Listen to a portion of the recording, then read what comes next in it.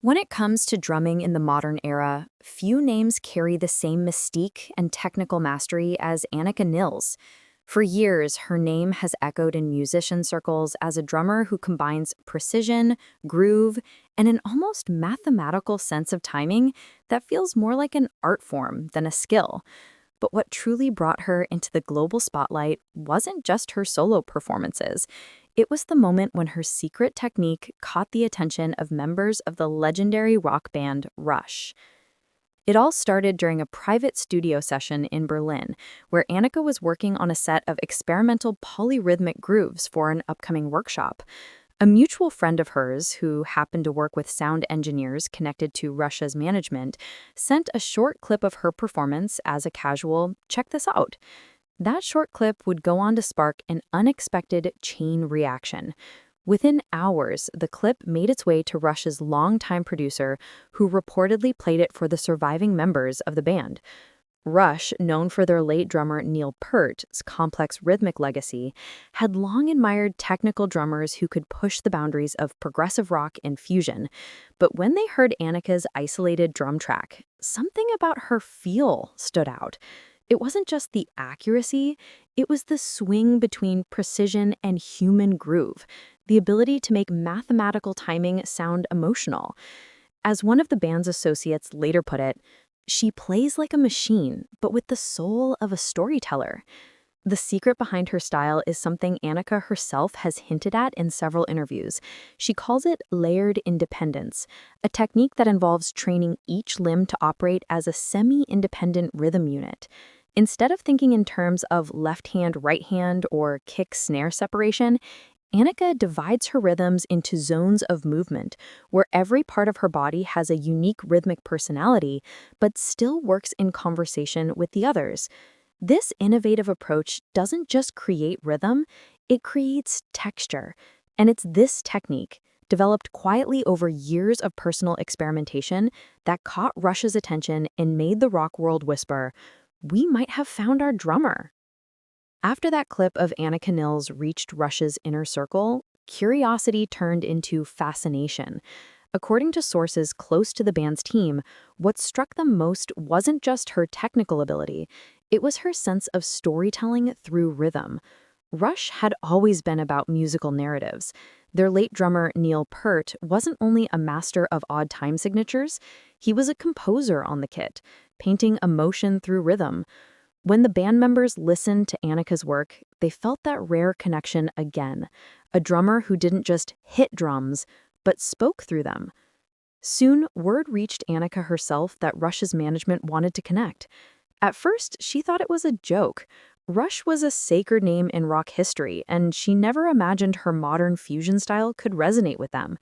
But once she got the official email, her hands reportedly trembled as she read it. The message wasn't about an immediate collaboration. It was an invitation to share her technique and discuss her rhythmic philosophy in a private session. When the meeting finally took place in Toronto, it was less an audition and more of a rhythmic conversation. Geddy Lee and Alex Lifeton sat quietly as Annika unpacked her method. She explained how she visualized rhythm in layers, almost like colors blending on a canvas. Her kick drum formed the bass tone, her snare acted as the storyteller, while her cymbals provided emotional shading.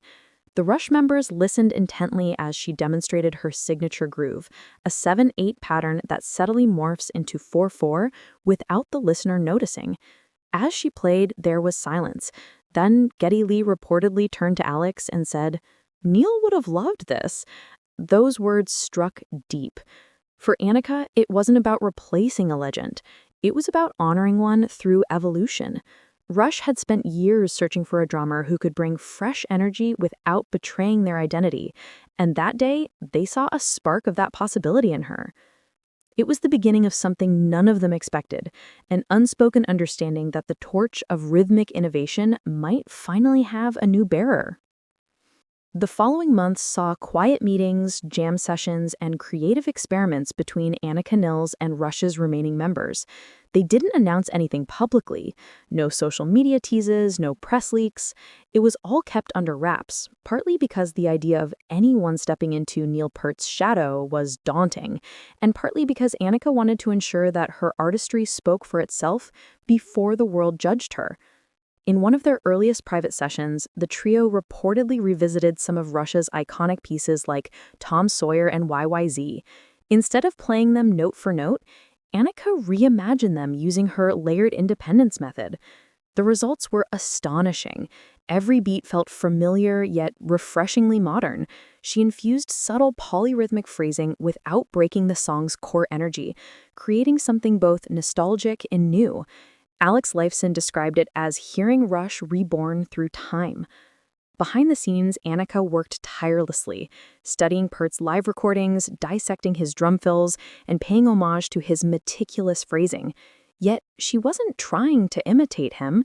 Her goal was to continue the conversation Neil started decades ago about rhythm as poetry and about the drummer's place as both an engine and a philosopher in music. When rumors finally started to surface online that Rush had found their drummer, fans reacted with a mix of disbelief and excitement. Some argued no one could ever replace Neil Peart, but others, after watching leaked rehearsal snippets, admitted that Anika wasn't replacing him, she was evolving what he built. By the time Rush officially confirmed their collaboration for a special tribute performance, the internet exploded. Music critics hailed it as a historic fusion of generations, while drumming communities praised Anika for proving that technical brilliance and emotional storytelling could coexist in perfect harmony. As the final cymbal crashed at the end of that performance, Geddy Lee turned to the crowd and said, "Neil's spirit is alive, and I think we've found our drummer." For Anika Nilles, it wasn't just a career milestone, it was destiny fulfilled. Her secret technique had done more than impress Rush. It had bridged eras, connecting the heart of rock's greatest drummer to the future of rhythm itself. Anika Nilles' story isn't just about technical brilliance. It's about perseverance, evolution, and the courage to carry a legacy without being crushed by it. In a world where most drummers chase speed, fame, and flashy moments, Anika chose depth. She focused on the invisible side of rhythm, the emotion between the beats, the soul hidden behind every perfectly timed snare. That dedication turned her into something rare, a musician who could make even silence sound meaningful. When Rush welcomed her into their creative space, it wasn't an act of replacement, it was an act of trust. Neil Peart's influence still lingered in every rehearsal, every note, every pause. But instead of trying to fill his shoes, Anika stepped beside his spirit, treating his legacy like a compass rather than a map.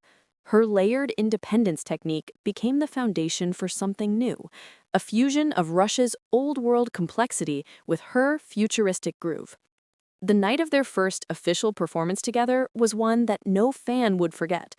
As the lights dimmed and the opening notes of YYZ roared through the arena, all eyes turned to Anika. Her hands moved with surgical precision, her expressions calm yet fierce. By the time she hit the final crash cymbal, the crowd erupted, not because she had played like Neil Peart, but because she had played like herself. That moment marked a turning point, not just for Rush, but for drumming history. Critics hailed her as the bridge between eras, and musicians around the world began studying her rhythmic philosophy.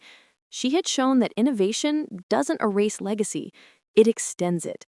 Today, Anika Nilles stands as proof that greatness isn't about imitation, it's about inspiration. Her secret technique didn't just impress Rush, it revived their heartbeat. And as long as her sticks meet the drum, Neil's rhythm, Rush's story, and Anika's soul will keep echoing together, forever in sync, across generations.